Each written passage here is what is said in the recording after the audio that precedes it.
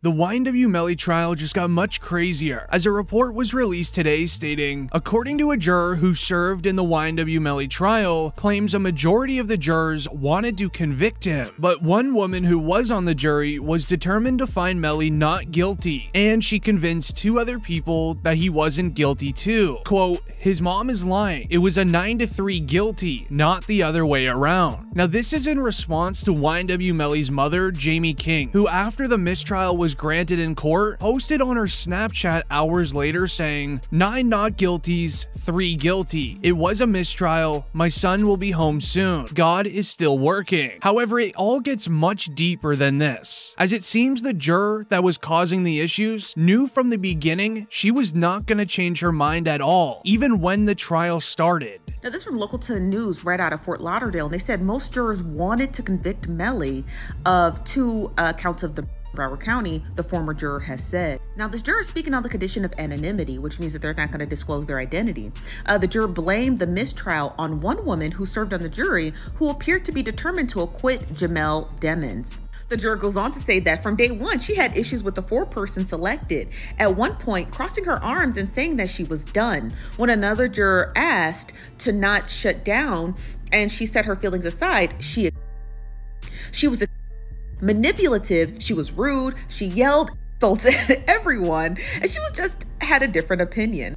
The juror stated that she was there just to cause chaos. Sources claim she wanted to be a, quote, hero, possibly wanting fame to be the one to save YNW Melly's life in his trial, as the original votes against YNW Melly was 11-1 for YNW Melly being guilty. However, the juror that wanted to be a hero voted not guilty all by herself. She would then go on to do something very unexpected while they were deliberating the case. On the last day of deliberation, the former juror said that while it appeared that there was 11-1 to convict Demons,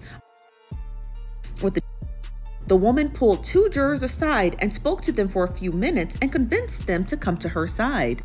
They stated, and I quote, then she came over and announced to the group that they had changed their minds, but when another juror asked why she was speaking for them, the former juror said, adding that the woman then hurled insults, including at the man who was questioning her. And without an agreement, Broward County Circuit Judge John J. Murphy declared the mistrial, and you guys remember that. As the juror that wanted to be a hero ended up making everybody inside of that jury room very angry, causing major scenes, pulling people aside saying, hey, you gotta vote this guy not guilty, and things in that nature. However, the juror that did the interview mentioned why they even spoke about the trial in the first place with the news station. This makes YNW Melly's mother look extremely unprofessional. The former juror said that the decision to speak up about what happened behind the scenes resulted from reports from Demons' mother, Jamie King, who said that they were blocked at 9-3 in favor of an acquittal, which again, we find out from this juror, is incorrect. The former juror said it was actually the opposite. She said that she had came out because she said, I don't want someone out there changing my vote. And she then goes on to say that you tell a lie enough, it becomes the truth. Now, here's the best snippet. It says the next hearing for the case is on August 4th, and Demons' team, as well as the prosecutors, agreed to start jury selection for the next trial on October 2nd. But again, we don't know if the judge is going to agree to a dual trial. Now, YNW Melly's mother likely posted this to her Snapchat story to get on the nerves of the families of Sack Chaser and Juvie. As many are unaware, during the YNW Melly trial, Juvie's sister reached out to YNW Melly's mother on social media, and she didn't hold back at all. What's been going on in the courtroom? Well, Anjanette, it's been a very interesting morning. It did start off earlier with the defense bringing up an issue. Apparently, Juvie's sister posted on, I guess, one of the social media outlets, and she said that she was going to Jamie King, and so that caused a big, issue in the courtroom. It wasn't anything that we got on tape, but it did happen this morning. It was on the record, and she has a bodyguard now, so that was one of the first issues that the court dealt with this morning. And it was interesting because the judge did basically say, if you needed more security, I can get it for you. ultimately it was determined that the security she had, the bodyguard, was going to be enough. So due to this, the judge then ordered YNW Melly's mother to have a security guard by her side at all times near the courthouse. This is due to YNW Juvie's family wanting some sort of revenge, as they were saying some very concerning things to Melly's mom. Now, shout out to Reddit, because we had to do some digging to find the sister. Now, this is the sister, Ashley Monique. And let me show you the post that she had posted on Facebook, because, honey, it was quite the stir. So she posted this screenshot from Jamie King, YNW Melly's mother, and she said, "Pest control, who called about?" Now, that was in regards to a post made by Trayvon Glass on his Instagram page, where he basically said that he's not worried about anything, and if he's come him. So in a nutshell, Melly's mom is calling Trayvon Glass a, and Monique replied back and says, "A is when you do something wrong and not take responsibility and then go and set somebody up because you're scared to lay down." She goes on to say, "That's not the case here. Fetty was Juvie's friend, not Melly. He was only around because Juvie brought him." Now in the comments, somebody says she better find something safe to do. Another person replied back and says, "Very well said." Another person tagged Jamie, and somebody else said, "Come get." Now, Ashley was in the comments and says, "She even has a bodyguard, child." Another person replied and says, "Yeah, she need one because she's talking like she's 200 pounds and she ain't even pushing 100. Now, somebody else posted this and says, "She's going to need them because she in the wrong city talking."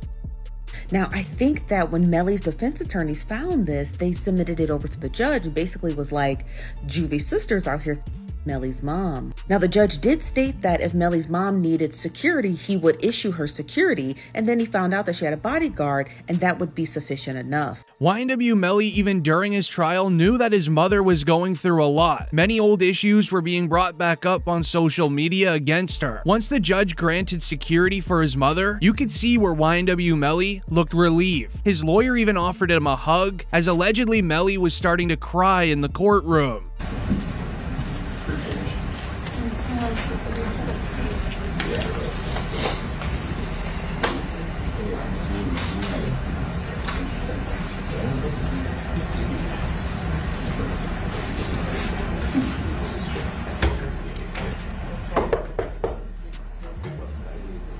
Jury entry.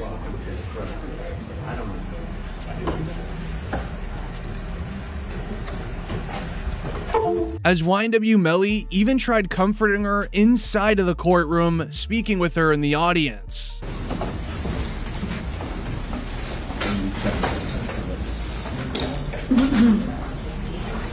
Sorry.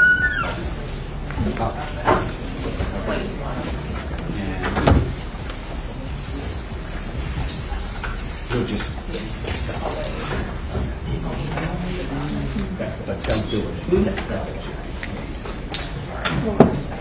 However, her stating on her Snapchat that YNW Melly has a majority of not guilty votes also could have been to help her with the healing process of the trial. The concerning part is the YNW Melly trial part 2 that will be happening in October won't be any better for her, as this week we were able to see new parts of the YNW Bortlen interrogation interview on the night of the crime. Strangely enough, with this footage leaking, the prosecutor then the next day wanted to now try Bortlen and Melly at the same time for the next trial. Today, or you don't want to pick a date, you want to... Let's pick a date.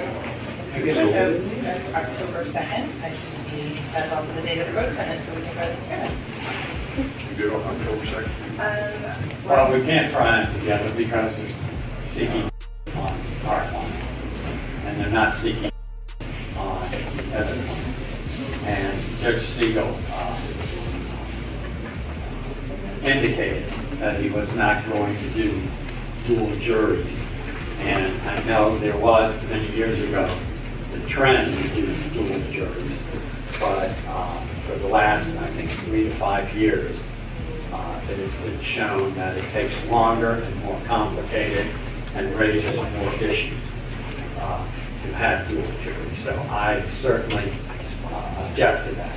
However, YNW Melly's lawyer would then start rejecting the chance of trying both Bortlen and Melly at the same time. This is due to Melly facing the penalty versus Bortlen just facing life in prison, as we would then see YNW Melly enter the courtroom with an orange jumpsuit on.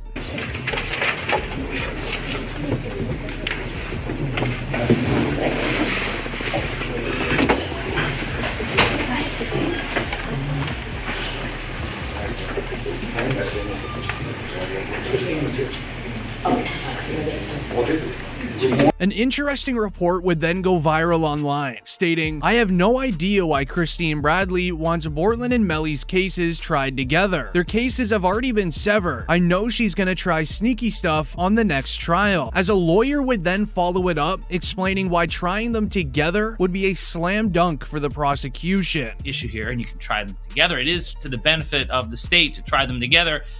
It just more efficient. You don't have to do things again and again. Do it all at once, and also you get a better chance of having them incriminate each other during the trial.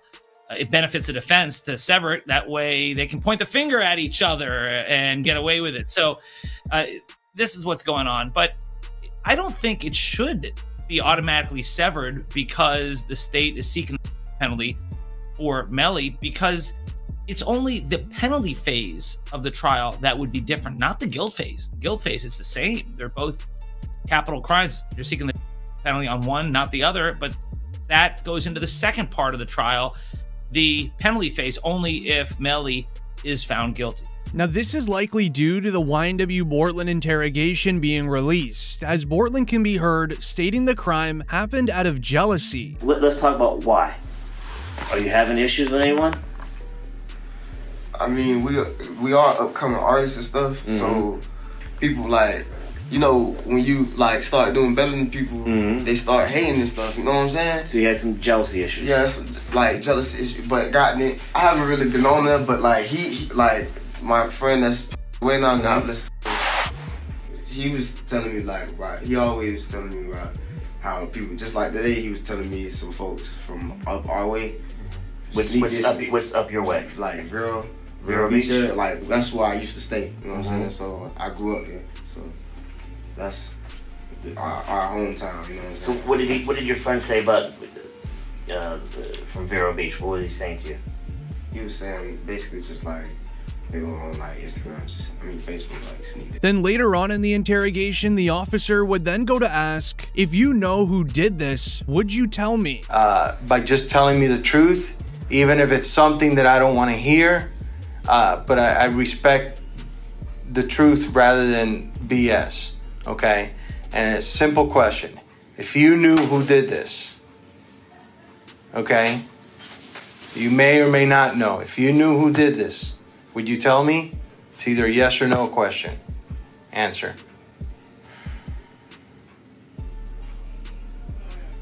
Honestly? Yeah, honestly. The truth. You wouldn't? Because I wouldn't want to be a part of that. I wouldn't want to be. YNW Bortlen does not give a firm yes or no answer by using his voice. Instead, he is shaking his head side to side. This is because if it was YNW Melly who did the crime, he would then obviously know. Him saying no with his voice to the officer could have caused his voice to be at a different volume than what he's been using throughout the entire interrogation. That's obviously due to him lying. This would have been an obvious indicator to police that YNW Bortlen knows a lot more than what he's sharing. However, the officer is already aware of this. So then he would go to ask for more details of the in-the-moment actions that were made during the drive-by. How was Bortlen driving? Did he crash into anything? Did he see any faces or license plates? And I'm driving, ducking for my life, trying to make sure I don't get hit. And you telling me, you telling me about some shit. I don't know. You know what I'm saying? I'm trying to make sure I don't get hit. I'm driving. I'm trying to make sure I don't get hit. You know what I'm saying? What I'm gonna be worried about? You know what I'm saying? I know it's not for you to worry about. Shit crazy, bro. But if you tell me it happened there's got to be some evidence there. There's going to be broken glass, just like there's broken glass over here from when you guys open the doors and stuff like that. Okay, there's going to be broken glass over there when the windows got out. There's going to be casings from the people at your car. Okay, there's going to be evidence over there. Okay, right now there's nothing. I kind of think I know what happened because I got information. As you can hear with YNW Bortlen explaining to the officer the actions that he was making in the moment, it's clear the officer was not buying it, as the officer states that he believes he knows what happened, but he doesn't really want to say. This is due to the Jeep that they were driving in not looking like a regular vehicle that's gone through a drive-by, as Sergeant Williams during the Melly trial would reveal this after investigating the car, stating there's no way this could have been a drive-by. Assignment, which is to determine if this is a drive-by. And my determination was that this is not a drive-by, and it's based upon this picture here, which is a very good picture to describe it. All of these rounds are done. One is done at a stationary position. The at a stationary position when all but one of these rounds are going in. The one round that has some movement in it, which is round site L here, the actually moving in that to create the little bit of a that you see there. Okay, a lot of information in that answer, so let's break it down a little bit. You mentioned so I'm gonna zoom in on site F. As Sergeant Williams took note of every single hole that was inside of the car, he then used what is known as the stick method to find out how the holes were created, including the direction of where it could have came from, as all signs pointed at the seat YNW Melly was sitting in. Number, you said 17 outside the car. How many rounds were inside of the car? 3. And can you exclude the for Mr. Williams and Mr. Thomas as coming from outside of the car? Yes. From the driver's side back seat. As to the shot that Christopher Thomas, where did that come from? Driver's side back seat. Okay. Is it possible for there to have been 2 inside that car? No. Why not? There is no time. With Sergeant Williams confirming where the crime must have occurred from, the stand would then offer YNW Juvie's mother to come up, as YNW Juvie's mother has known all 4 of these YNW affiliates ever since they were in high school. Her job was to confirm who was sitting where in the car. Are you related to one of the kids in this case? Yes, I am. How so? I'm his mother. And who is that? Christopher Thomas.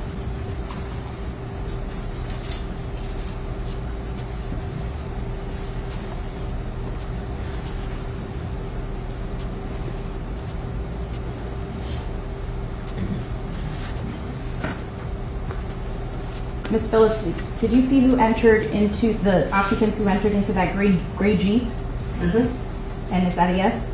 Yes. Do you recognize where your son entered that gray Jeep? Yes.